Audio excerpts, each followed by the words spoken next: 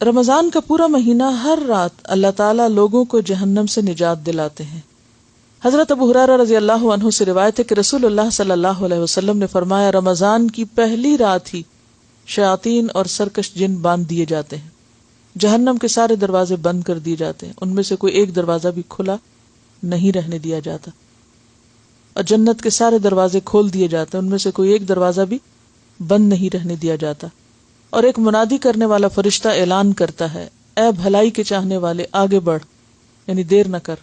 اور اے شر کے چاہنے والے رک جا۔ اور رمضان کی ہر رات اللہ تعالیٰ لوگوں کو جہنم سے آزاد کرتے ہیں، اسے ابن ماجہ نے روایت کیا۔ اس حدیث سے کئی باتیں ہمیں پتہ چل رہی ہیں۔ پہلی بات تو یہ ہے کہ رمضان ایک خاص مہینہ ہے جس کا اہتمام صرف اس دنیا میں نہیں ہوتا بلکہ عالم بالا میں بھی ہوتا ہے، اور عالم بالا میں رمضان کی جو ایک قدر و اہمیت پہچانی جاتی ہے وہ کس سے، کہ اس رات جنت کے سب دروازے کھول دیے جاتے ہیں، پہلی رات ہی،